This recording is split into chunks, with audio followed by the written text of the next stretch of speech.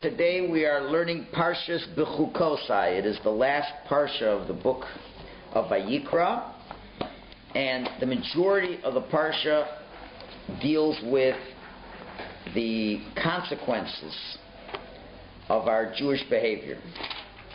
And the Torah begins with the words, Im Bechukosai telechu ves mitzvosai tishmoru v'asisem asam. If you will follow my decrees and observe my commandments and perform them.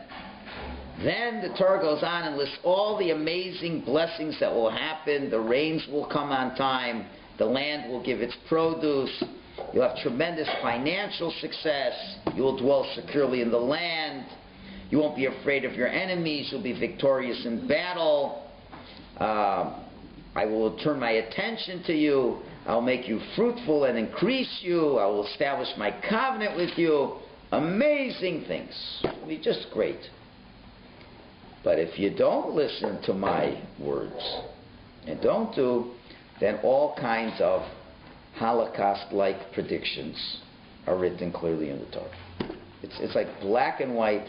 There's nothing left to the imagination. Almost 30 plus verses discussing the chain of events of things getting worse to worse to worse to worse to worse to worse. And again, if anybody asks you where was God in the Holocaust, I'm not going to go that way today. He was right here in Parshas Bechukosai.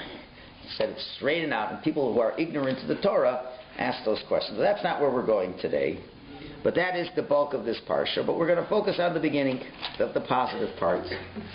And the words I'm going to tell you are basically all from the Shem Mishmuel, from different places in his commentary on the Chumash, Sakach of a Rabbi.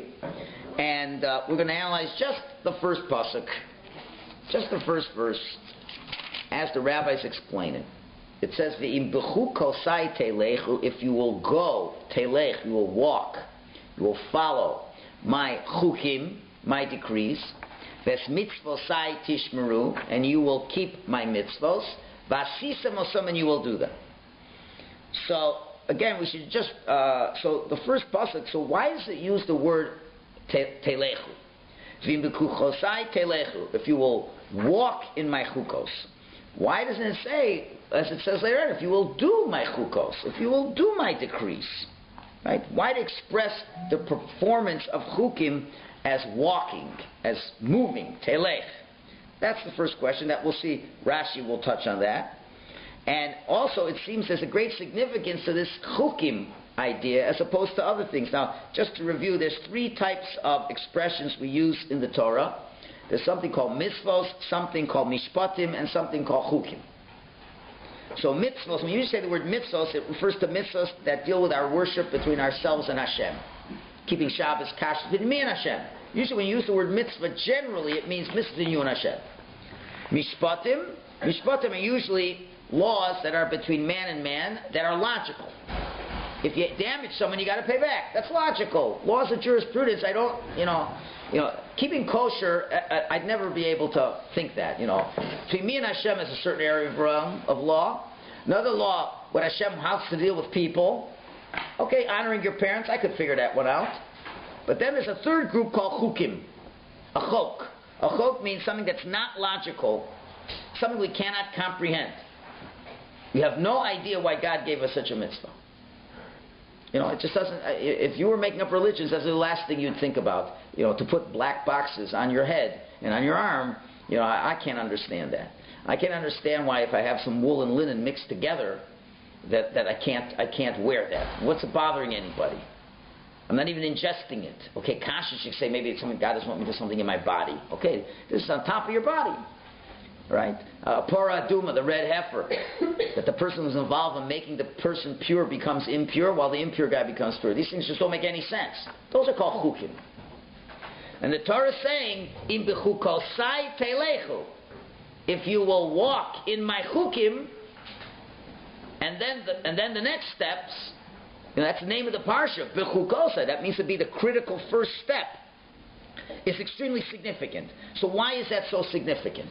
What about if I do my mitzvahs? Why do we start by, if you do my mitzvahs? That's critical. So the two questions we're asking is, what's the idea of walking or going in a chok? It should say doing. And also, why the chukim beyond anything else? But let's move on. The Torah then mentions all the amazing blessings that will happen. Now, there's a major problem with that, and that's the very first source you have. It's the Gemara in Kedushin. Rabbi Yaakov said, Schar b'hai al maleka. There's no such thing as a reward for a mitzvah in this world. There's no such thing.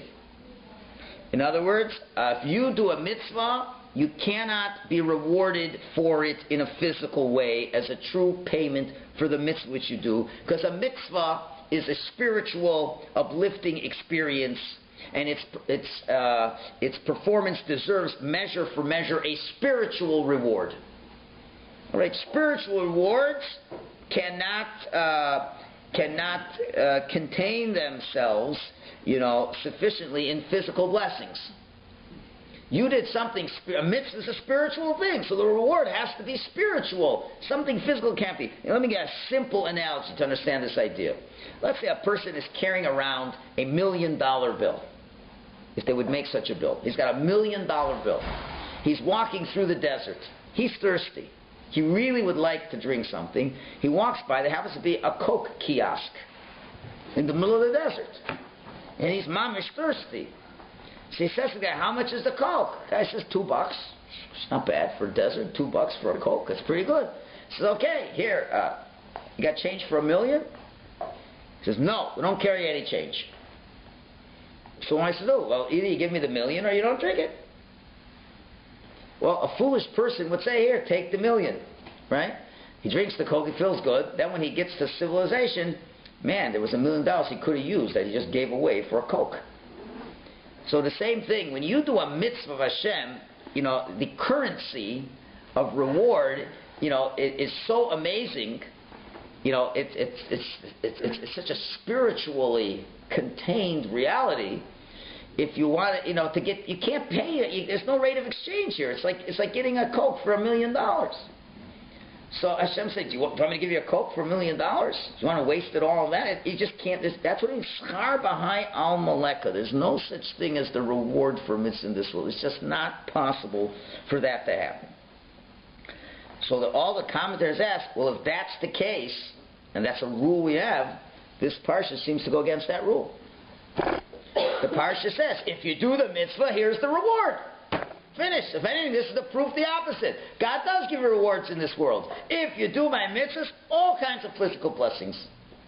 And the reverse as well. We don't want to go there. Obviously, if you do an avera, it should be spiritual punishments. But here we're saying it's physical punishments as well. So there's a number of answers that the rabbis give. One potential answer that is given is that, just like when you go to a fancy meal, first you walk in and they give you the Vorspice, they give you the hors d'oeuvres, which are nice. But of course, you didn't come for the hors d'oeuvres, you came for the steak, you came for the main dish. So the same thing, that what God is promising you is just the Vorspice. He's promising the hors d'oeuvres. The main thing, that's in the world to come. That's the main thing.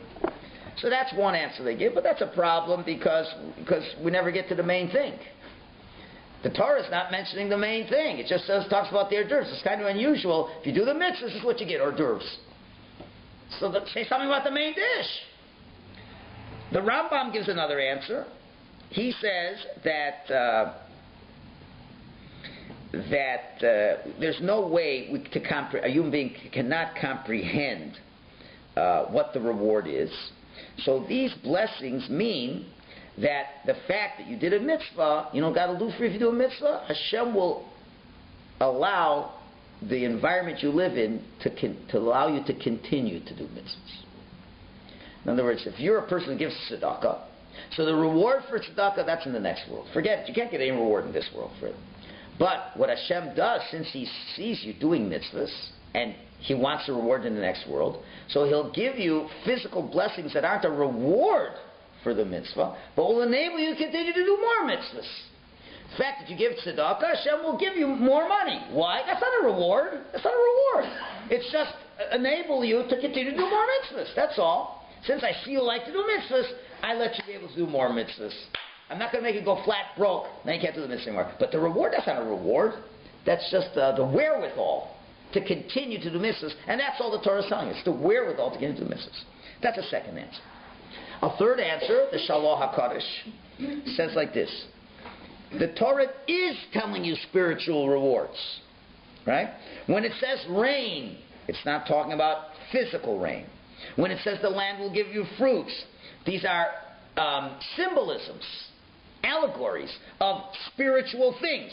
We just don't have the brains and the capability to translate it into mystical ways. We don't understand what it really means. So the Torah is using physical allegories that are hinting to very deep spiritual rewards, and therefore that's a great thing. That's a great way to express it. So anybody who's a Kabbalist who learns the Torah, he knows everything, he'll know exactly what the spiritual rewards are. And the simple ones like us, who don't know any Kabbalah, but we don't want to think we're getting nothing, so we hear rain, we hear the land is good, so we walk away and say, well, that's still very nice, we're getting rewards. We should know whatever is written is only a symbolism of a real deep spiritual thing. So the rain isn't really rain, the land isn't really land, it's expressions. And that's the three most common answers that you have to this question. There's a lot more, but that's enough for now. And for example, to just give you some examples of what that means, you can look in the second source to Rashi's, where again, we see Rashi himself is giving you symbolisms. In the second source, it says, Hashem says, well, part of the reward is, V'hi salachti b'sochem, I will walk amongst you. What does that mean, Hashem will walk amongst you? So Rashi says, I will stroll with you in the Garden of Eden, like one of you. So you already see, we're not in the Garden of Eden yet. So when it says, I will stroll with you, so it means something much more spiritual in the Garden of Eden. Right? And like one of you. And not only that, but you will not tremble because of me. You won't even be afraid. And you might be able to think that you won't even fear me. So it says, no, you will fear me, but you're not going to be trembling like crazy. And really, it's all based on a medrash, where the Medrash gives an analogy to a king who's walking with a sharecropper into the field, and the sharecropper, he's trembling, and the king says, what are you afraid of? He says, you're the king. Shouldn't I not tremble? The king says, listen, we're equal. Don't worry, don't be afraid. So, in other words, you'll feel comfortable. You'll feel as comfortable like a friend of Hashem in Gan Eden. So that's what he's saying. So that's an example of, right, simple words, but it's much deeper concepts behind this.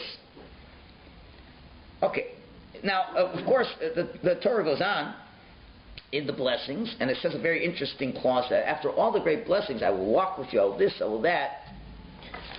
Then the Torah says, at the end of Pasuk Yud Aleph, even though it says all these amazing things, I will place my sanctuary amongst you, but then it says an interesting line, it says, V'lo sigal nafshi eschem, I will not be disgusted with you. So where does that fit into the blessings? Usually you say that if you're going to punish somebody, I'm going to punish you, I'm going to hit you, I'm that, but I won't be disgusted with you. Here you're saying I'm going to bless you, I'm going to this, we're going to walk together in Gan Eden, and I won't be disgusted with you. So where does that figure in? Is this the best blessing God can give us? Like he's almost come to the end, he's listing a whole bunch of blessings, and he said, I won't be disgusted with you either. What does that mean? That's something that needs some explanation. Okay, now, there is a very famous midrash over here, the fifth source,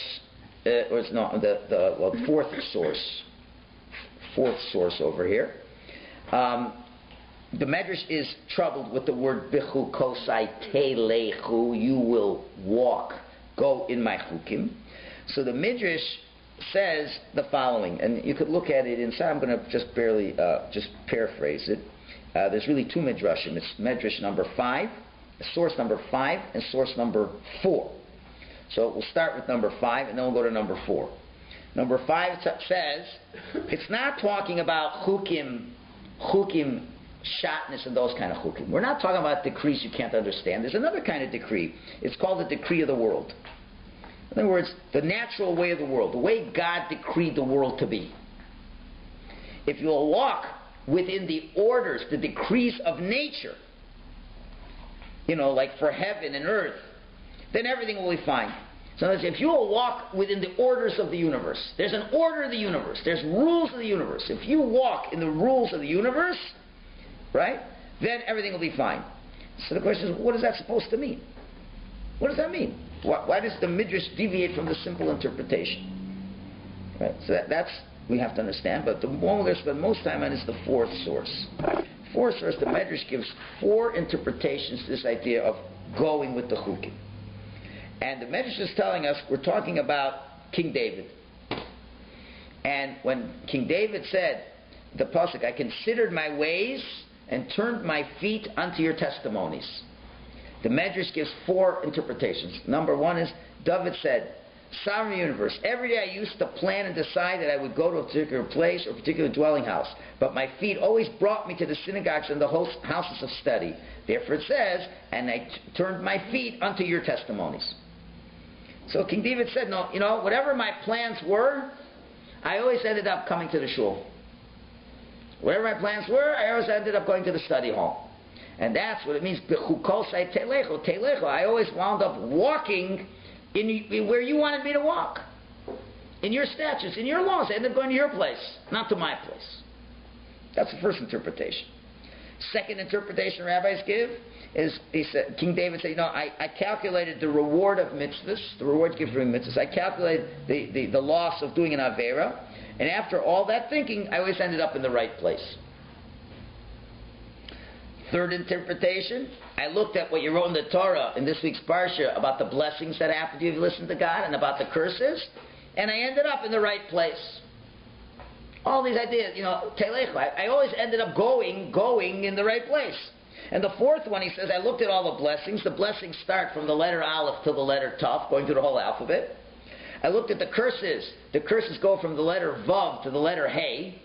So I considered, blessings are Aleph or Tav from beginning to end. Vav to Hey is just one next to the other. And I go backwards, so I don't really see much to the curses, and I don't want to get involved in the curses, so I'd rather be with the blessings. And I ended up over there. So these are all difficult. Every line is more difficult than the next. After all these explanations, how does it help me understand the simple text, Im Bechukosai telecho, you go my paths? How does the Midrashim help us understand the message of the parshas here? What is it? Some of them just don't make any sense. Okay, so to understand all this, the next period of time, next 20 minutes or so, is going to be the very hard part of the class. I'm going to tell you a fundamental principle in Judaism that you can't argue on, but it's very, very hard to accept. Okay? So just get your mind prepared for that. In the days of the Talmud, whenever a rabbi had to tell a student something was hard to understand, he'd make him do some servant's work for him first. Once a rabbi, how did you know this law? He says, do me a favor, take my towel and take it over there for me, please. And then after he took it, then he gave him an answer that was really hard to understand. Right? So, not that I'm going to ask you to do any slave work over here, but I'm saying you've got to really think hard, and you've got to be able to expand a little bit, because the idea is, you'll see everything that I'm going to say, you'll see why you won't understand what I'm saying. So now why am I coming to the class, right? You'll see. So let's turn the page, and on the 6th page, we now get the explanation of Rashi. It says, Im bechukosai telechu, if you will go in my chukim, ves mitzvosai tishmeru, and you will keep my mitzvahs, vasizma, you'll do them. So Rashi says, on the words, Im bechukosai telechu, so yochol, I might think, what does that first clause mean? Zekiu mitzvahs. That means keeping the mitzvahs. That's what you might think it means. But then right afterwards it says, Ves mitzvosai tishmeru, you'll observe my mitzvahs. Vasisam, you'll perform them. So the second and third clause already say you're going to do the mitzvahs. So what's the first clause mean? If the second clause says, you will watch my mitzvahs, and then it says, and you will do my mitzvahs. So now what could the first clause mean? Could it mean doing mitzvahs? Already said in the second and third clause, you'll do mitzvahs. So what does it mean? Bechukosai telechu. What does those words mean? You will walk in my chukim. The second and third clause say, you will guard my mitzvahs and do my mitzvahs. So what can it mean? So he says, what do I maintain? Im bechukosai telechu shetiu amelim b'Torah. The interpretation of the words, Im bechukosai telechu, those 3 words mean, you will toil and work very hard to understand the Torah that you learn. That's what it means. You're going to work very hard to understand the Torah that you're learning. That's what Im bechukosai telechu means. We'll use a Yiddish expression. You have to schwitz in Torah learning. Imagine any difficult task you did in your life that took a lot of effort, cramming for your medical boards, whatever, big final exams, and you went without sleep for days and days. let's say you had a business deal and you had to get an order ready, and none of the workers showed up one day, and you had to do the whole order by yourself, and you couldn't sleep for 3 days till you got it done. So when we're talking about learning Torah, we're talking about the same thing. It's to push and push and push and work and work and work. Right? In other words, if you go to a class and it's handed over to you on a silver platter, you might be learning. And if you do a mitzvah, it might be vasisim, and you do it. But if you have not performed the mental control of sitting down and figuring out a difficult concept, figuring out the question, thinking of an answer, refuting the answer, comparing that answer to a different answer, bringing in different concepts, analyzing, groping, struggling, and then finally coming out with an answer, then you're missing something very important. That's what the Torah is saying. Now, as educators, anyone who's an educator, it would seem what the Torah is saying is contradictory to the educational system. Normally, the way we look at it in a school, if the teacher's good, you know how you know the teacher's good? The student walks out understanding everything. And more than that, they didn't even have to think very hard, and they understood it. That's a real good teacher, right? If on the other hand, the kid walks out of the class, he doesn't understand it, it means the teacher wasn't good. At the end of the day, it all depends on, and this has been the great issue of Sesame Street learning. Make learning fun. Learning has to be fun. If learning is fun, kids will learn more. That was the theory of the Sesame Street experience. So what Rashi is saying seems to be contrary to what the best way of educating people are. Rashi is saying that the greatest experience in learning is engaging the person's mind where there's questions and where the person gets stumped and he can't figure it out.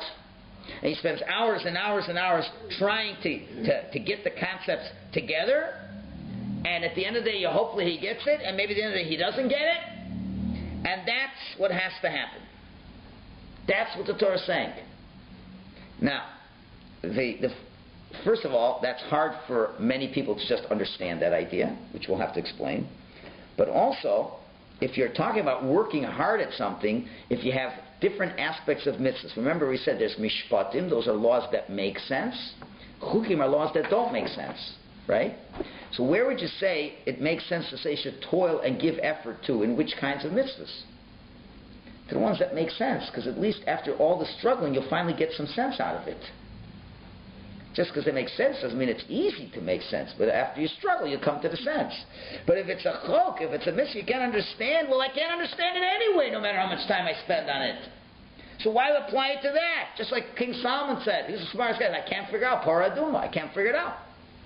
So why are you telling me to be toiling and making efforts to something that I can't understand? They should have said, toil in mishpatim, in laws.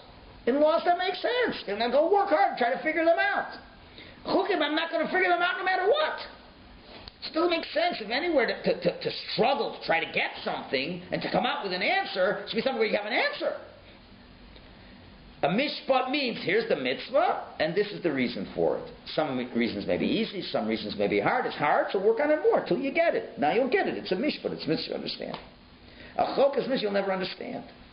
You'll never understand it, so why am I spending time trying to figure it out? That is a big question. So the answer is like this, and this is what we're going to spend the bulk of the class trying to understand this answer, which you probably won't understand. This is a fundamental principle now. He says, the very fact that the way that the Torah is set up is that the human being only develops through a tremendous amount of analysis. And that's the only way it will work. The fact that there's no 10 steps to Yiddishkeit. Easy Judaism in 1 hour. Right? As this past year on the internet they were introducing the half-hour Seder. You can get a meaningful Seder in a half an hour. The whole idea of people saying, Give it to me in a way that I can get it and digest it in a logical, simple way. To which the Torah says, no, that is not the way that Torah is meant to be learned. The Torah is meant to be learned with extreme struggle, with extreme difficulty. And everything you learn has to come hard, cannot come easy. And you're going to look at it and you're going to have a million questions and you're not going to understand it. And if you answer one question, then another 4 questions pop up. And then you answer those, more questions come up. And you're working very, and it might take you 10 hours till you get it. Right?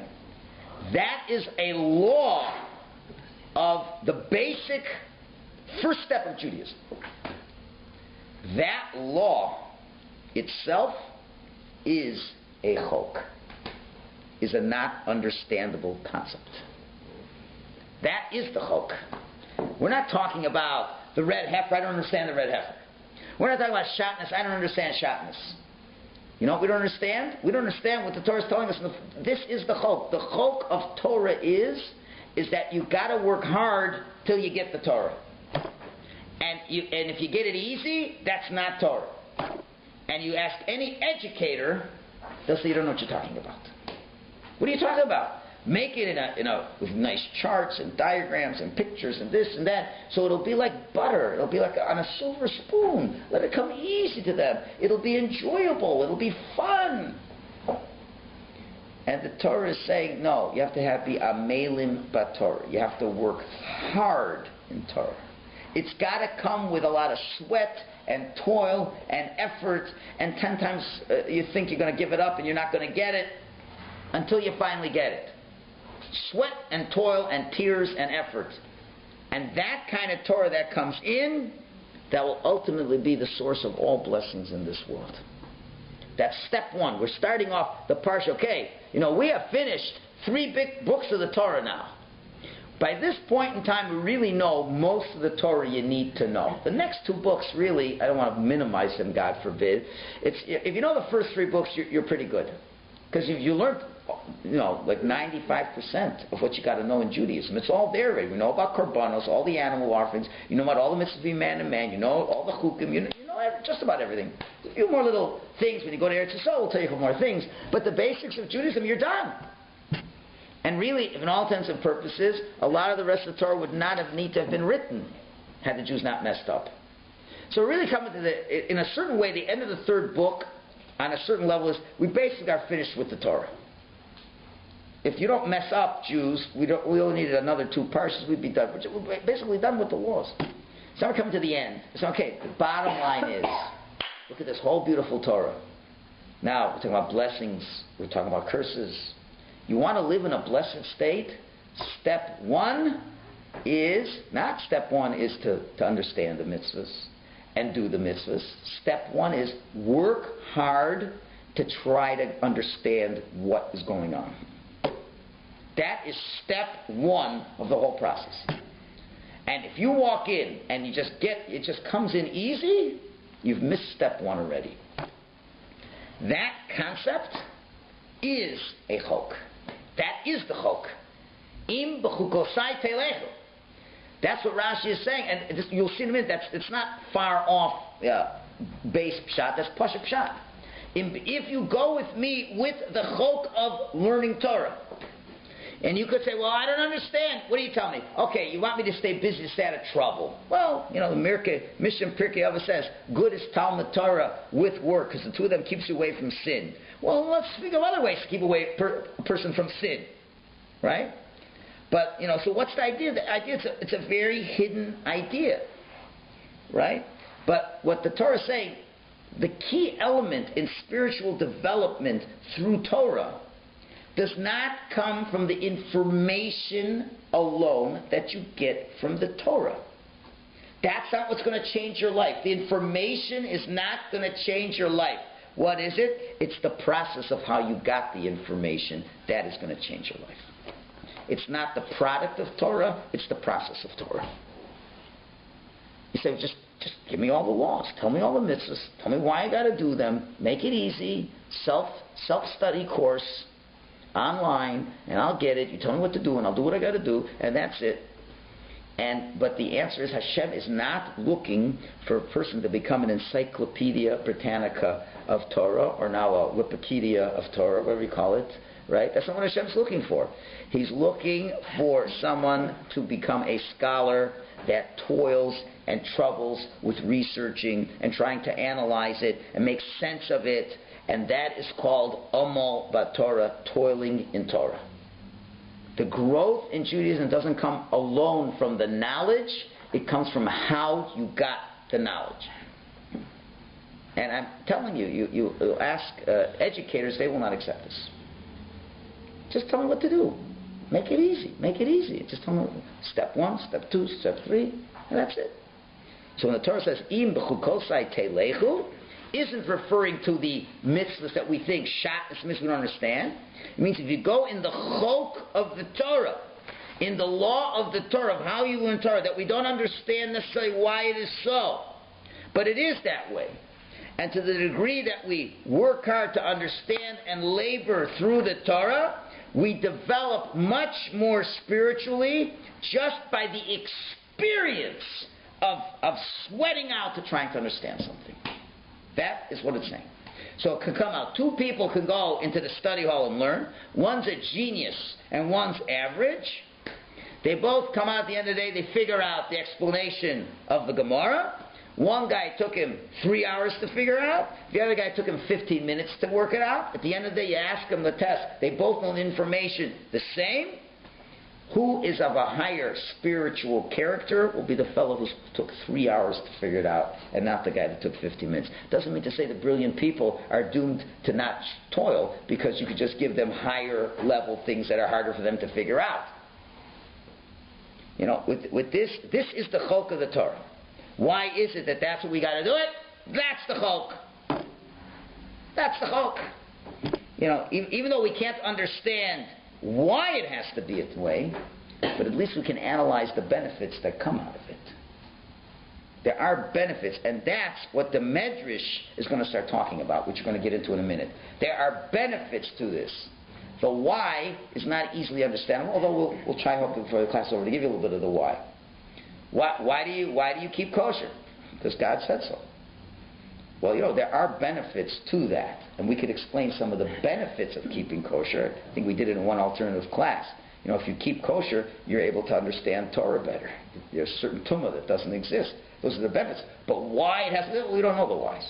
But we can tell you the benefits over here. This is why we can... I was just thinking something, I just forgot it. That's why the Yetzer Hara, when you learn, what is the first thing the Yetzer Hara is going to tell you to do when you're learning? Learn something that's easy. You want you to learn. You're going to learn. For sure you're going to learn. So take an English book off the shelf. You know, it gives you all the laws of Shabbat. This is a very easy book. You learn this, it'll be very easy. Take something that's harder. I don't want to do something that's harder. So you say, so what's the difference? I'm learning Torah for an hour. So I learned the whole hour. I looked at the English book. Or I like to learn the stories in the Bible. Now that I really like. I like the stories. That's fun. That's entertaining, and that's easy. And I'm going to learn that for an hour. Well, the other guy opens up a Talmud, and he's spending a whole hour trying to figure out one line. At the end of the hour, he might know the one line. And the other guy read 150 pages in a book. So it's not a question one guy has more information than the other. We'll see the benefits are, there's a totally 2 different people you're talking to. Well, why does it have to be that way? That's the chok of the Torah. That's the way it is. That's the way God made it. You can get the product, but the process can never be substituted. That's such a fundamental idea that I would say most Jews don't know about this idea, and certainly resist this idea. But now you understand why young men have to spend years studying in a yeshiva. Because what are they supposed to be doing in the yeshiva? They're learning what it means to toil in the Torah. You have to be able to be a person who can sit in front of a Talmud. You know, like this idea is stranger. When I first came across this idea 20 years ago, even now it's more strange for people to accept. Because, you know, how many people can even do one task for more than 5 minutes? Analyze when you do something in a day. Really think, are you focused to the task for how long? Any task you do, without at the slightest deviation. You know, you're working on a project in front of your computer, and as soon as any email comes, you go right to the email. Just look at something and not anything else, and look at it. Try to look at it even for 10 minutes without, looking out the window for a minute. I think I have to get a coffee. I have to do this or that. Just for 10 minutes, focus on something and concentrate on one idea. And I'm not talking about, I can read a book for 5 hours. No, that's different ideas coming. Focus on one idea and focus on that for 10, 15, 20 minutes so you really understand it. We just don't know how to do that anymore. That's why a young man has to go to yeshiva to learn how to do that. But what's so important? Because everything depends on it. This is not just a trapping here. This is the chok. It's not a trapping. Well, if you don't do it, you're also very good Jew and everything's going to be fine. And if I do it, I'm a little better. You see, I'm sorry I can't. I wish I could tell you that, but I can't. You know why? Because the second half of the parsha says, and if you don't go in God's chukim, what does that mean? It means if you don't toil and work hard to understand the Torah, it means you are learning Sesame Street Torah. What do you mean? I was learning Torah. You really were learning Torah, but it was Sesame Street Torah. Then all of a sudden it shows you, I don't have time, the slippery slope of digression. Where first, you weren't working hard to learn Torah, and then you start skimping on the mitzvahs, and then you start not doing the mitzvahs, and then you start ridiculing people who do mitzvahs, and then you come down to denying God. What do you mean? I was learning Sesame Street Torah. If you start with Sesame Street Torah, the process isn't good. Ultimately, you're not going to keep anything. So that's why this is not a small little trapping. And that's why, children have to be trained that life is not easy. That's why, for all the virtues, that Sesame Street is amazing for non-Jews who don't have to do this. Non-Jews have no mitzvah to toil in learning their 7 Noachide laws. So good, let them learn Sesame Street. The destruction of Sesame Street, I'm talking about there's no immorality in it. So how could it be harmless? Because it's training children that learning has to be easy. You don't understand it. Only great rabbis understood this when it was coming out, when television was coming. All these things. We're not talking about immorality. We're not saying that. We're just talking about, even secular people understand how it destroys your mind. Forget it. Just we're not producing geniuses anymore in North America because we're trained to not work hard on our minds. So they're worrying about, we make inventions and this and that. But in Judaism, it's much worse. We're talking about the process of learning is the first step in the spiritual development of the person. And if in the process you're taught that it has to come easy, then you've missed that whole first process. So now if the kid watches Sesame Street for 3-4 years, now he has to go and learn something that's hard. What do the kids always say? It's too hard. And all the mothers and fathers who don't want to make their children have to sweat one sweat. Okay, there must be something wrong with the teachers. No, the learning has to be hard. I don't think my kid can handle the double curriculum. That's the thing. He's got to sweat hard. Well, he can't do that and also play hockey and this and that and everything else. Well, yeah, that's right. So, he's got to come home from school with a headache. You're right. That's the way it's supposed to be. That's the way the educational system is supposed to be. But that's, do you eat a pig? No. Why not? That's the way it's supposed to be. Do you eat shotnut? You wear shotnuts? No. Why? I don't understand. That's what God said. Learning has to come hard. We're not saying that teachers should be incompetent. No, you have to have a good teacher. But the material is hard. It has to be presented in a way that the child has enough information that he's now asking so many questions on his own that he doesn't know if things are coming and going. It's hard because he knows so much, and a smart Rebbe presents in a way that the kid, it's not coming easy, but if he'll work hard enough, then he'll be able to uncover what it is and make the kid sweat it out. No, give him the Gemara, let him figure it out on his own. But why don't you use Art School English translation? It'll be so much easier. No, you got to break your head to get it. Let's have an expanded Art School. Everything's written in English. Everything's explained clearly. So what have you done? You've taken the guts of the person out of the learning process. And the Torah is saying, this is the chok of the Torah. This is the rule. Now, let me ask you, all happy with that rule? None of you are happy with this rule. Right? So, 20 years ago, were you happy with kashrus? Were you happy with shatnez? And with all those other crazy rules God made? Right? But this one's even harder. It's the hardest of all the chulin because it's now forcing you to learn in a way that you don't want to learn. That's what it's doing. And that's the chok. And you can see why some people would reject this. And therefore, the Medrash is saying that there's many benefits to it. And that's the four different opinions of the Medrash are saying you should know if a person learns this way, you will find many, many benefits that happen.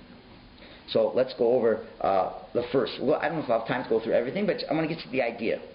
The first thing is King David said that, I had a lot of places to go. I thought I was going to go here, I thought I was going to go there, and I always ended up in the shul, I always ended up in the base Medrash.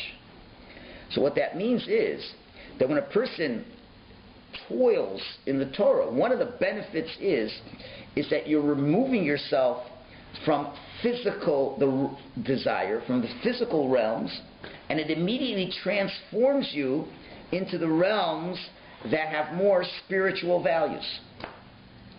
So if you accept the value of working at it in and of itself, then God, He guarantees ushmartem v'asisem also, that you will do them. In other words, the Torah is giving you the very first prescription. The Torah is saying, there's a lot of people in the world who learn Torah and they still don't want to do what it says in the Torah. You know that? And if they do, they want to do it the minimum way. You learn about Shabbos, and you still don't want to keep Shabbos. You learn about Shabbos, and then you say, okay, but give me the minimum amount I have to do for Shabbos. So the Torah is saying that, you ever have a time? I'm not in the mood. I'm not in the mood to the mitzvah. But it says in this, you learned it. We served it to you on a silver platter. You have to get up and daven in a minyan. It's on a silver platter. It was explained. It was very clear. And I understand, so I still want to do it. I don't want to do it. Right? So, if you're working at it hard, what will happen is you will now be pulled into a spiritual zone in which you will not find doing the mitzvahs so unbearable. Is that a benefit or not a benefit?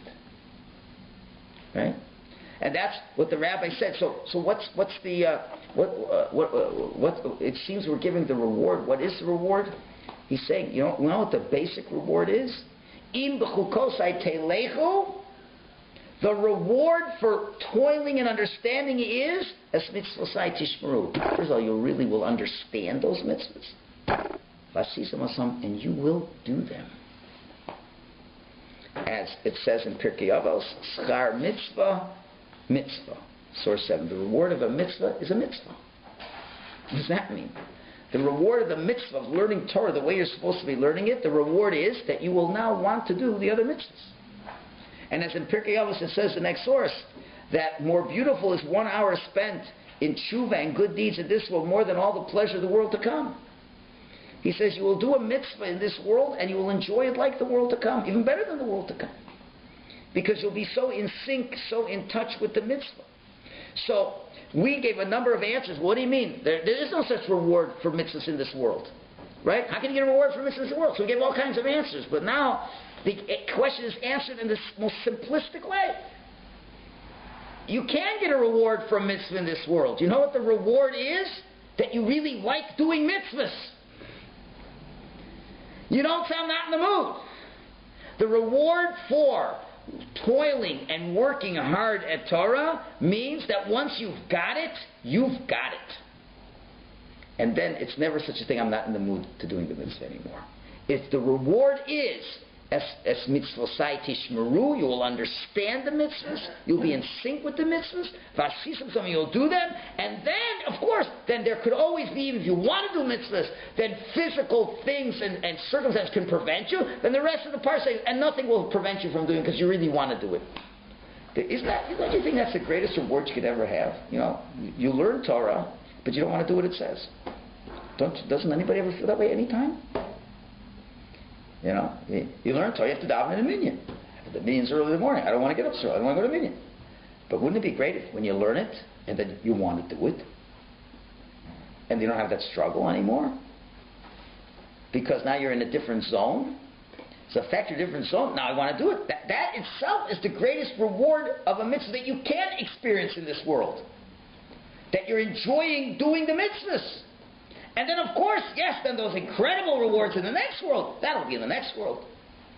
But the Torah is telling you exactly what the reward, mamish, here, the reward here is that I will enjoy my Judaism. We have too many Jews who are doing the Judaism. They don't enjoy it. They're just doing it because you have to. And you're raising a generation of children who see that you don't enjoy it, and they're not going to want to do it. So where do you get that excitement to do the mitzvah? Not if it came to you on a silver platter. Anything that comes easy, it's not going to be something that's going to be solid. If it came hard, then you want to do the mitzvah. You worked hard to get it. And that's why, for a certain time, a Baal Tshuva really likes doing mitzvahs better than the FFP. For a certain amount of time, because they had to struggle for it. They had to struggle hard. They had to work hard to develop an attitude of looking at things in a religious way. And therefore, you might find a tremendous desire for them to do all the mitzvahs. And then something very unusual happens somewhere down the line. It could be a year, 2, 3, 5, 8 years down the line. All of a sudden, they don't want to do it anymore. You know why? Because they said, Rabbi Michalowicz keeps on pushing us. Just when I thought I understood it, he's telling me another hard thing I got to do. He's making me think about, I just thought Judaism was a nice, friendly, user-friendly religion. And now the Rabbi said, no, you got to really take it a step deeper and a step deeper. He keeps working me hard. You know why he keeps working you hard? Because if you keep working hard, you're going to keep liking it. That's the hope. But when all of a sudden, well, now you're here, now you go on cruise control. Once you go on cruise control and it's not hard anymore, you don't want to do it anymore. And you find this, and you can't argue on this. This is statistical fact. If you follow Baal Tshuvas or Frum people, it's the same thing. The ones that keep schwitzing and toiling over their Torah, they keep enjoying their Torah.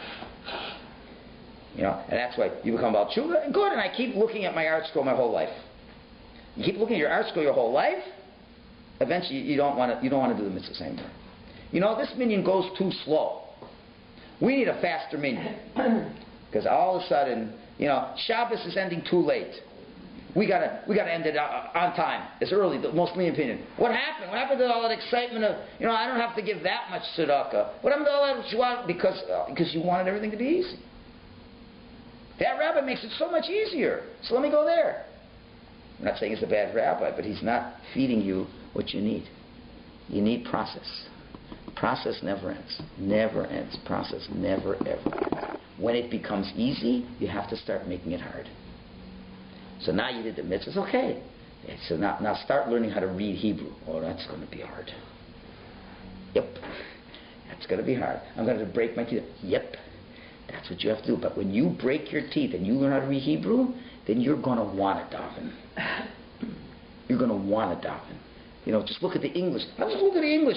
You know, I don't want to daven, just look at the English. It's too easy. It came easy, and you're not going to want to keep it. You broke your teeth to understand the Hebrew words. And now I have to know what the Hebrew words mean. I have to know what the translations mean. And now you're telling me, Rabbi, there's 7 different ways to conjugate a verb. Yeah.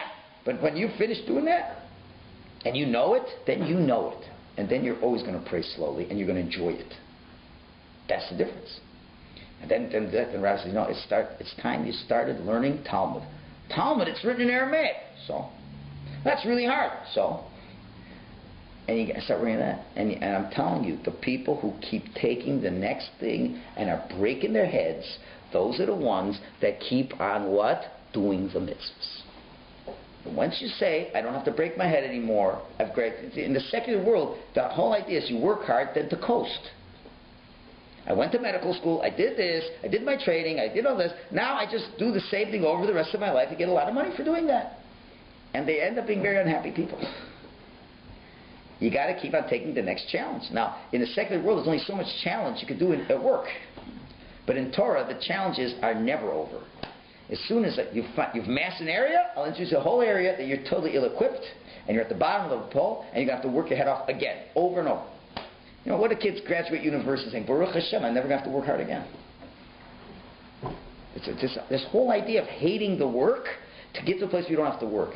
You know, in this world, God doesn't need you to be in this world to relax. There's nothing to be gained by relax. Like you have a little relax. You worked hard, you take a break for a few days, fine. But now for the next 25 years, I've got it made. That's not the way life was meant to be lived. And if you're working hard at these things, so it comes out the person who is Amo Batorah, it pulls a person out of the physical realm and pulls him into a spiritual sphere. When you're learning Torah, Torah is all spiritual. The Zohar says the Torah and Hashem are one. What Hashem thinks is what He is. That's a hard concept. What He thinks is what He is. And that means when you learn Chumash, that's what God is. When you're learning Talmud, that's what God is.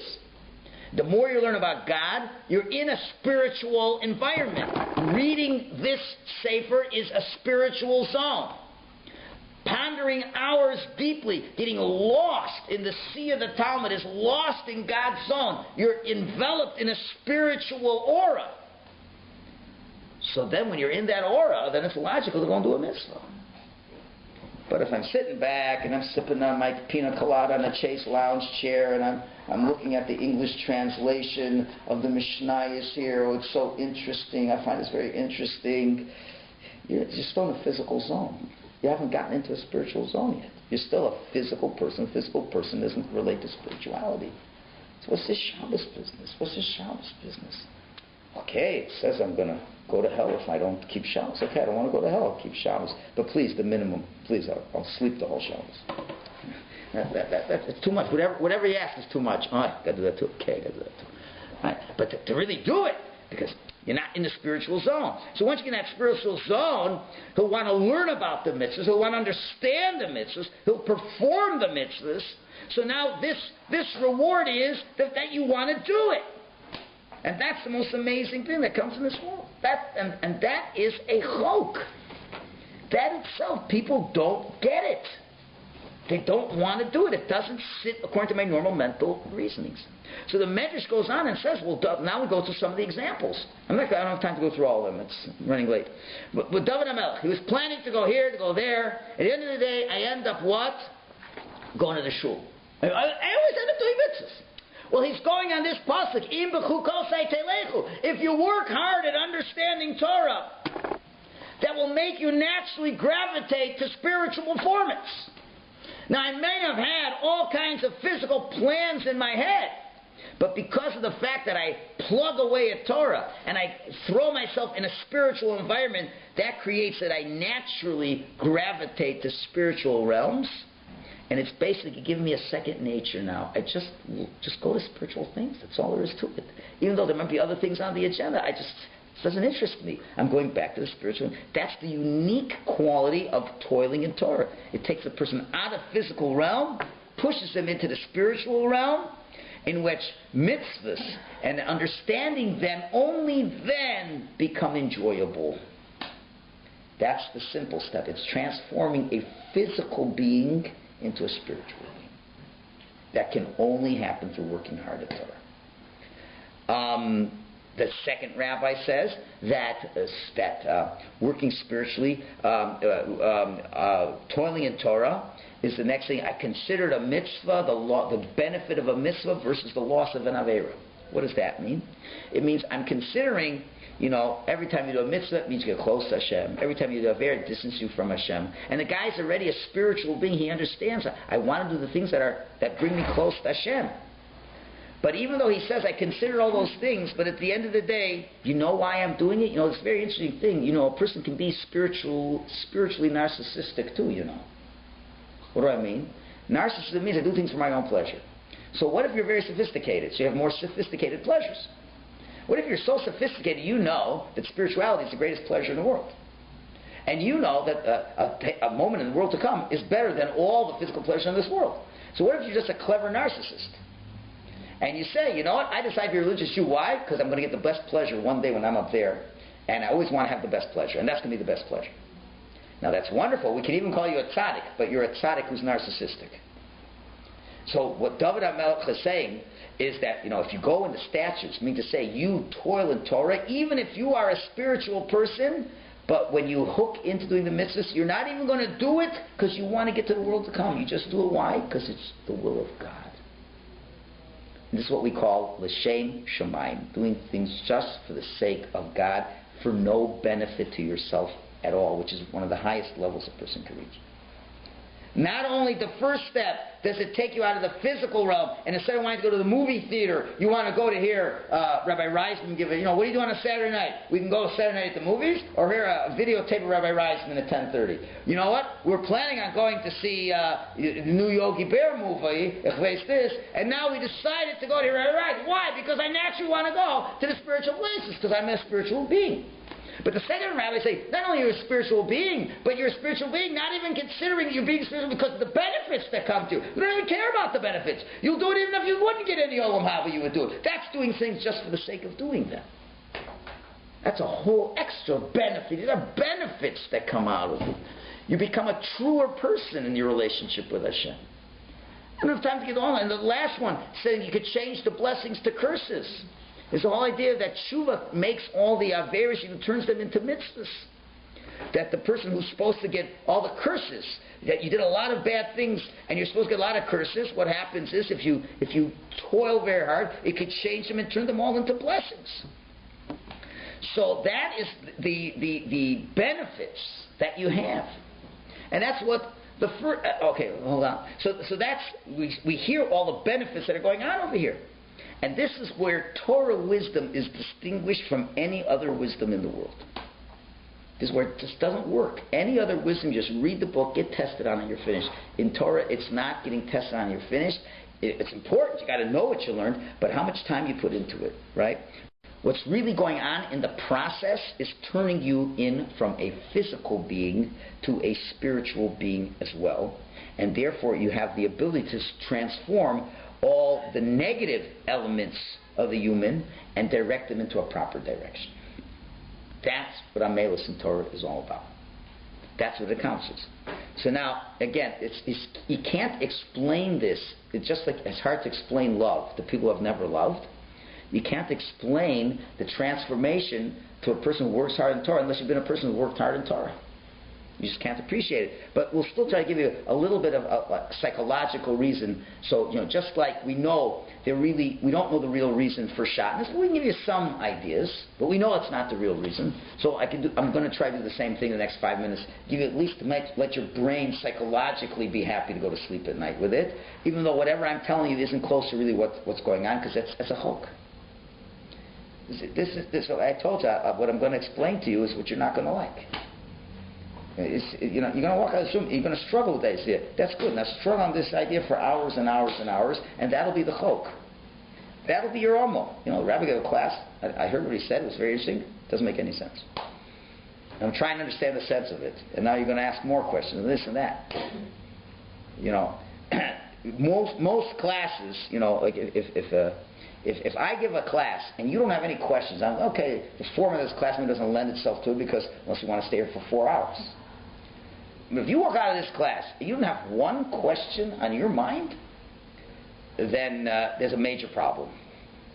It means I'm a lousy teacher, and or you just weren't paying any attention. What I mean? No, let me change that. You weren't working hard to understand the class. Everyone says, yes, Rabbi, yes, Rabbi, yes. But if you're asking me a million questions, that doesn't make sense, and this doesn't make sense, and that doesn't make sense, and I disagree with this, and not just from stupidity, but from saying, it's not logical. I can bring you studies of this and that, and this, but you told us something 3 weeks ago that's the opposite of this and this. So now you're thinking, you're working hard.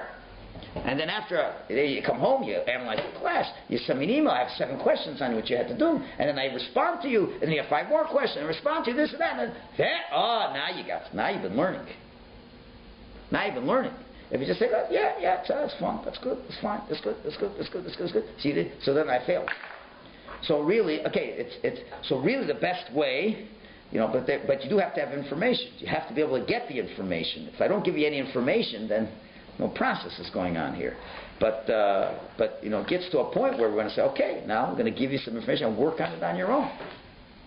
You have to be able to have students that you can trust that will work on their own. A lot of them say, I got other things to do, I got to go somewhere else, I'm not going to get back to it. But, so what I'm saying is the fact I'm giving classes like this is not the ultimate goal. These classes are to get you to think and to get you to say, hey, these are ideas I wouldn't have heard about. Ultimately, and especially for men, ultimately they got to sit down in front of a Gemara with another person and knock your brain over it. And for ladies, there's other things you can knock your brains over. And it's not just in learning, it's issues with Emunah, Bitachon. There's a lot of Bitachon issues, trust issues that we don't understand. And to discuss these issues. And for some, it's accepting these things and asking questions. But you have a lot of questions, but I still am going to try to understand why the rabbi said I shouldn't speak Lashon about this person, even though it would make a lot of sense for me to speak Lashon about this person. So there's a lot of chukim that are involved here. But let's try to give a little bit of psychology over here. If a person says to himself, now you have different kinds of people around. The person says, I find this information hard, I find it challenging, but I have a trust in God that there's a lot more behind this than what I see at first blush. And I'll admit my inability to understand this instantly. If a person can say that, what have they accomplished? What they did is they destroyed a lot of ego that they have, which is very necessary for spiritual development. One of the most important characteristics of spiritual development is humility. If you don't have humility, it's very hard to grow. If you start learning something and you read it and you say, I don't understand what's going on over here. Now, a lot of people say, I don't understand it, and therefore I'm not going to waste my time on it. That's how most people react to things, unless they really have to do it. For example, when I get a promotion at work, you have to do this. You're not getting a promotion. I don't want to do it, but I'm going to do it, but I don't really want to do it. In Judaism, it doesn't work that way. You don't like it, you can walk away. Nobody knows the better. No one knows the difference. You come to something that, I don't get it. Okay, I don't get it. That must not make any sense. Goodbye. I'm going to only learn the stuff that I get real easily. So what does that say about the Torah that you're learning? It's only the part of it that I agree with. So then it's very limited as to what you're really doing over here.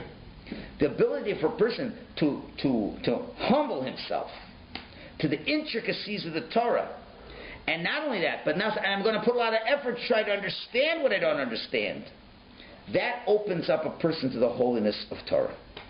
The very fact that you're going to spend hours over something that seems like archaic lunacy.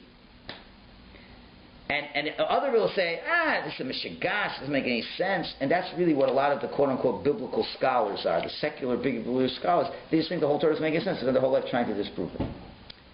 Right? So, so you can have a person who figures, listen, I'm going to learn, I'm going to investigate, I'm going to try to find my bearings, philosophically, and I'll check, and I'll go whichever way I go, but I don't have to schwitz so hard over this stuff. This part I understand, but it's not so important. This part I understand, it's not so important. This is the easy part. I'll develop a Jewish philosophy from all the easy parts of Torah. Yeah? I'll find my own way. Yeah, you'll find your own way. You'll find your own religion. Judaism is not what you found. Right? And according to some opinions, that's what King David was contemplating. He was contemplating, maybe I don't have to work so hard at the Torah. And he says, no. At the end of the day, no, I got to work hard at it. And something that you work really hard at, and when you finally get it, you truly believe in it.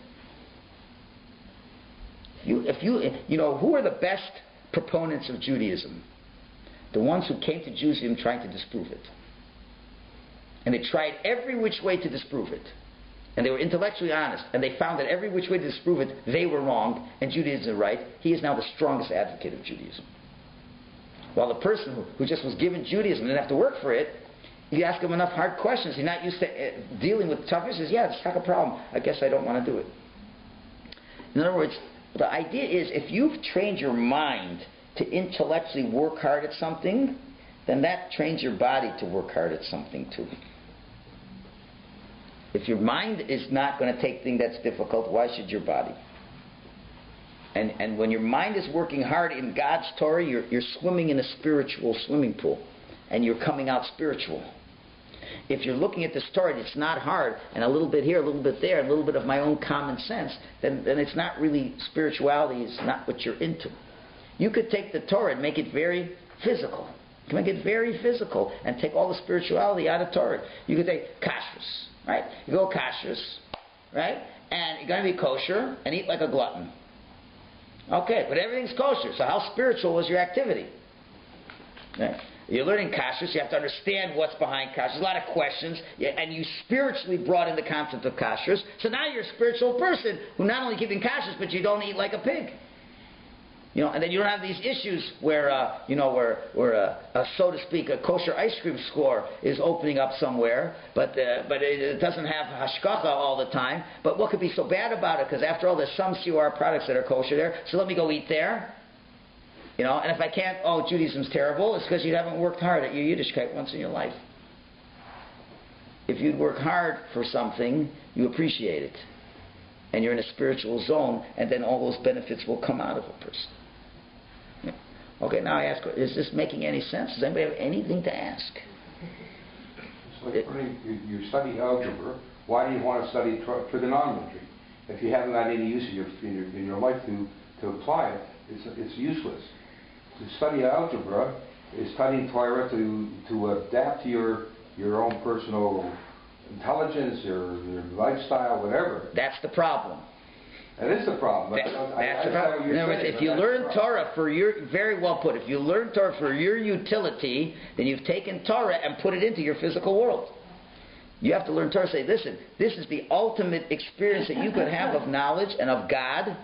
You're trying to, as we've said in other classes, the only reason you learn Torah is to understand God.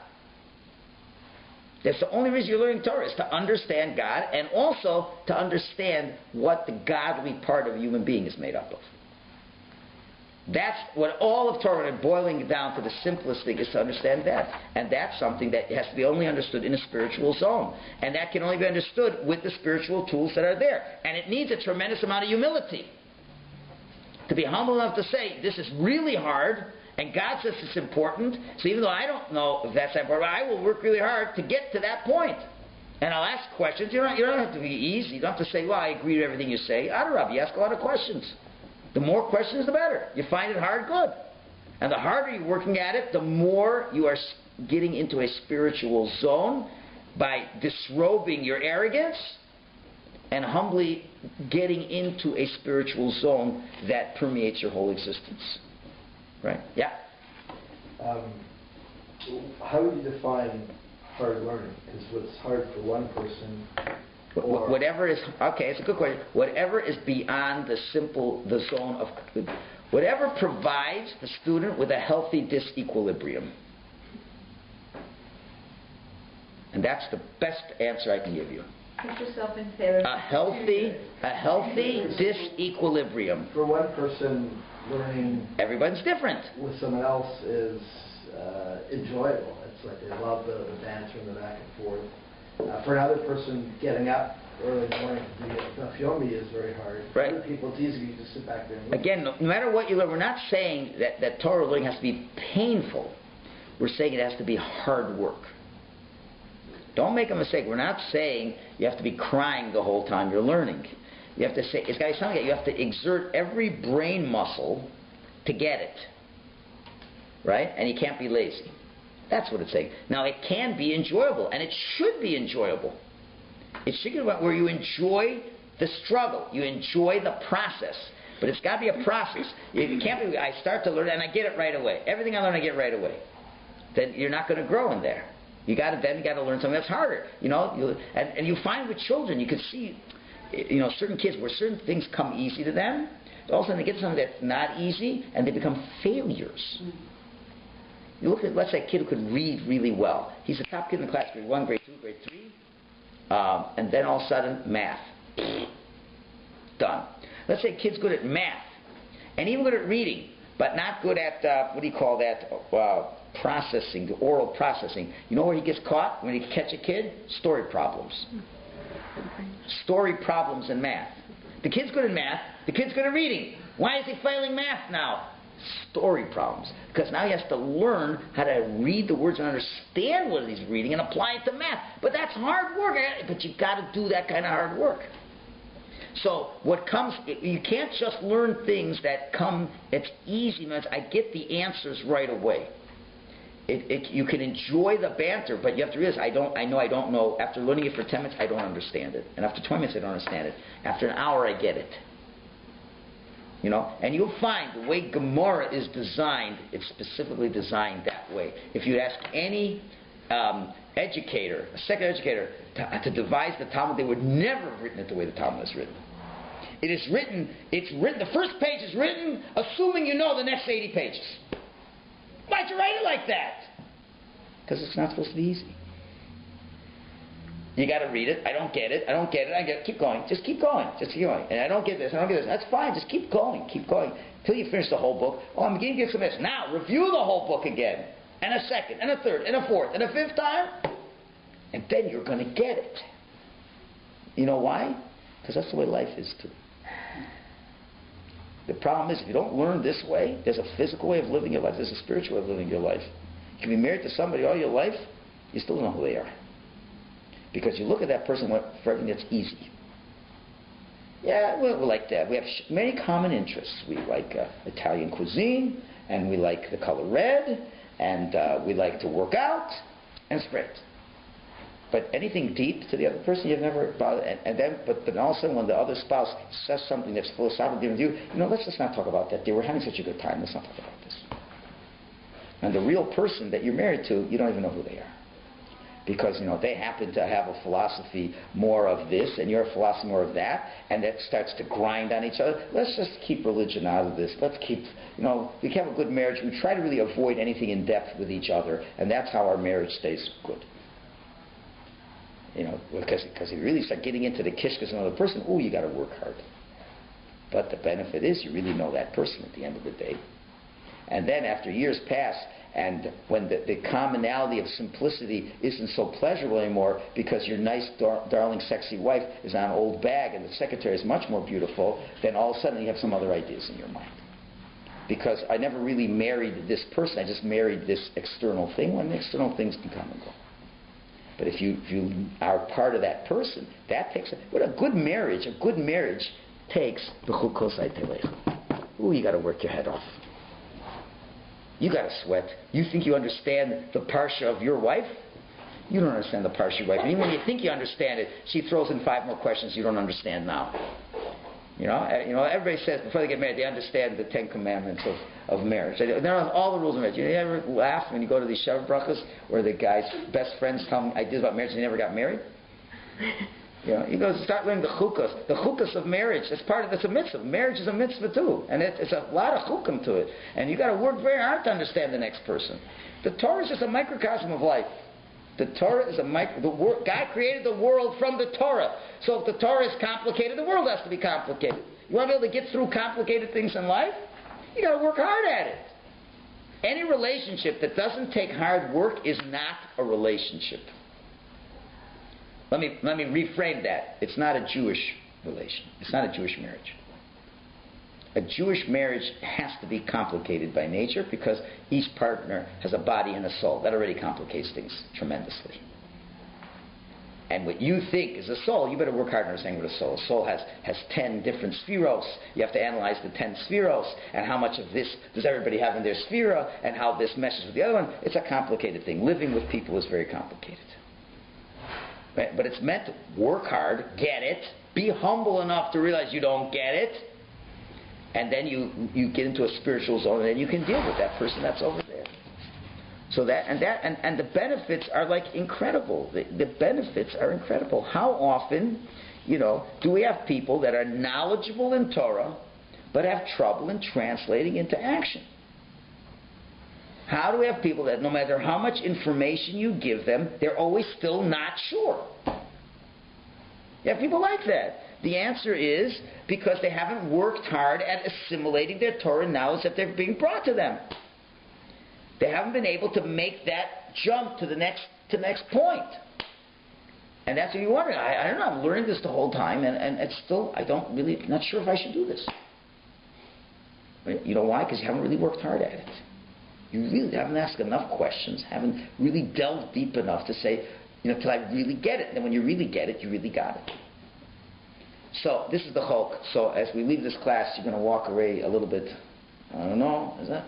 This is something you got to hear hear the tape a few times, hear other classes that talk about it. But that's clearly what God meant. We'll just end with that pasuk. Where's that pasuk? I think it's the last source. Yeah.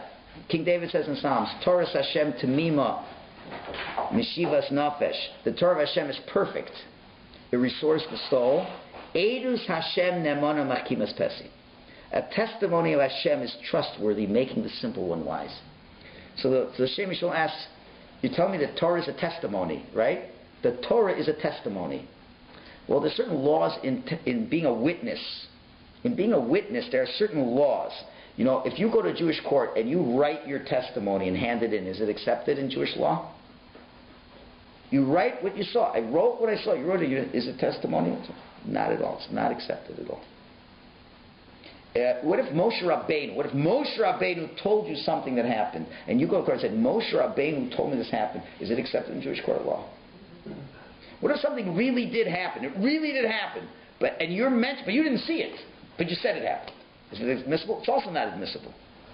You have to have seen it, you have to have known it, and you have to express it. So there's a very simple question. How can you call the Torah a testimony when the Torah is just written down? How is the Torah a testimony if it's not written down?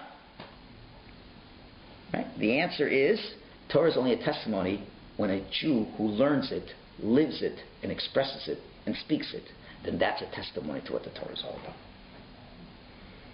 When the Jew says the Torah and lives by the Torah, then that's a testimony to what Torah is about. And lives a spiritual life, that's the biggest testimony to the Torah. Having this over here alone is not accepted in a court of law. That's not accepted in a court of law. When a Jew lives by it, then it's a Torah Hashem Tamima. It revives the soul. Then it's an Edus Hashem. That's a testimony to Hashem. Because you don't have to if he works hard at it, you don't say, well, what are you talking about it? Guy says to you, what do you mean when you say this, Rabbi? So I said, what do you mean? I saw it. I know it's 100% true. There's no question in my mind. I'm a living testimony to it. Let me just end with a story. An incredible story I just saw yesterday. There was this fellow, I forgot which yeshiva it was. Details, I'm never good at remembering details. It was in Navardik. Navardik was one of these yeshivas, very big Muslim yeshiva in Europe. So there was a bacher getting married, and one of the rabbis of Navardik, so the wedding day, the young groom says to the rabbi, Rabbi, can you give me some final advice before I go on my adventure of life and marriage? So he said, well, I just want you to know, the most important thing in life is not necessarily, what kind of girl you have and what kind of marriage you're going to have. Most important thing in life is not necessarily what kind of parnas you're going to make, although they're both very helpful. But the most important thing in life is going to be how much you cling to God through the Torah that you learn. That is the key to all your life. If you can cling to God through the Torah that you learn, then you have the secret to everything in life. And then everything else will fall into place. And that's why I remember my Rosh Yeshiva, before I got married, he pulled me aside. He said in Yiddish, Yossi, he says, whatever's going to happen, you have to promise you're going to do. Now, one day in your life will never pass that you haven't learned 1 hour of Torah that day. You think it's an easy promise to make. It's not. That means even the day your wife is in the delivery room giving birth to children, you still have to learn Torah an hour that day. Even when you got a lot of business going, you still got to learn Torah an hour every day. He says, that's the key to your success in life. That's all. That's all he's telling me. So, and then he told us, of course, the chassan hears that, and he said, he says, now let me tell you a story that happened in Navardik. So it was one day where, this is when the communism was really strong. Really, really strong. So, communists said, one of the things, you can't learn Torah. If there be a yeshiva learning Torah, they kill everybody. On the spot, no questions asked. So, communists made a big, symposium, whatever. Everyone got together in a big building that was right across the street from the Navardik Yeshiva. Now remember, this is before you have multi-communications. The whole Navardik Yeshiva was sitting in Navardik. What's Navardik? This 2-bit town, right? And just to learn there. The communists don't know about it. But now they're making a big meeting, and it's right across the street. So some of the administrators thought, maybe it'd be a good idea to cancel school this day. Why run the risk? Just cancel school. Tell all the boys, don't show your face. Don't learn. Just take a day off. So the Rosh Yeshiva said, nothing doing. We're keeping the schedule as normal. Everything's going to be the same. I promise you, nothing will happen to you if you learn things wrong. So it is. They're learning. They're in the base medrash. They're learning. And there's guards. Lots of guards looking around. Are there any Jews learning Torah anywhere? So a couple guards go, they're hearing noises in the street. They're hearing noises from this building. So they go to the building. And they open up the yeshiva doors. And what do they see? If you've ever been in a yeshiva where there's 100, 200 boys learning Torah, it's a cacophony of noise with all these gestures. And they're going, what are you talking about? It's like this. No, and it's all in Yiddish, right? And they're acting like... So the soldier says, this is an insane asylum. and Russian law was very strict. You cannot hurt any insane people. There's a law. You cannot hurt insane people. There's not a Torah institute. This is an insane asylum. Insane asylum? They close the door, let the Michigan be there. I forgot to mention one part of the story. Just before the soldiers came, there were two Bachim who were afraid to stay in the yeshiva, so they went to the dorm, to hide in the dorm. So they said, there's only crazy one in this room. Let's go to this building, which is the dorm. And by then, they thought, the Bachim thought the coast was clear. The two Bachim come out, on the spot, they get shot dead. I want to ask you, does that make sense? This is Chukas Torah. This is a chok of the Torah. This is a law that your little feeble minds are not going to understand. If you are learning Torah the way, with hard effort like in the yeshiva, then you're going to be in a spiritual zone, and you're going to, and the greatest blessing, I don't know for you, for me the biggest challenge is to every day to love to do a mitzvah. To just love it. Because Hashem always makes sure to give you mitzvahs that are so hard to love to do. He puts you next to people that are so hard to want to be nice to because they hurt you so much. Right? God will never make it easy. But the greatest challenge is to be able to love to do the mitzvahs. To want to do the mitzvahs. And the Torah is saying you want to love to the mitzvahs, you've got to work hard at learning it. If you're going to work hard at learning it, then you're going to see you're in a spiritual, humbling, spiritual zone where you're going to love everything that's there.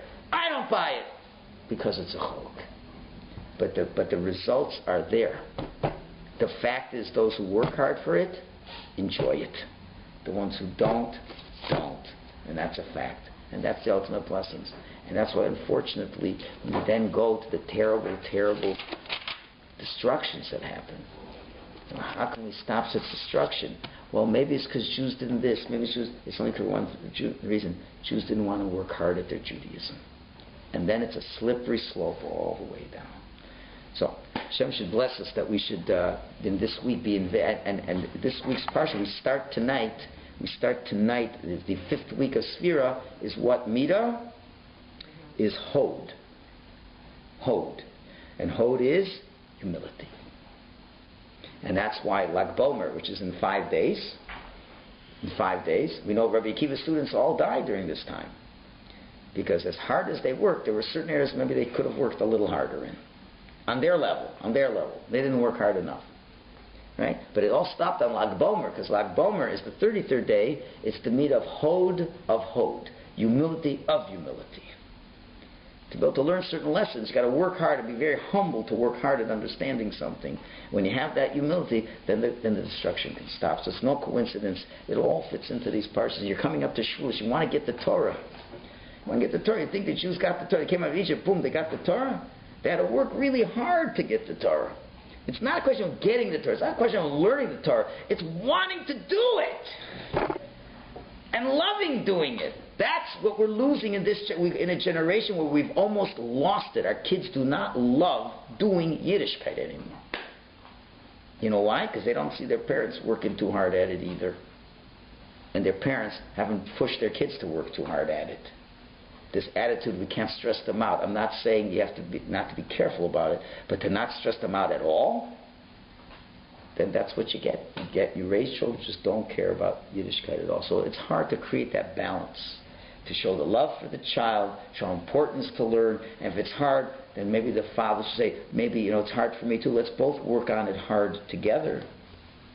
Then you'll see some brachos. Hashem should bless us that we should be able to Bechukosai telechu and find that all our paths take us to good places.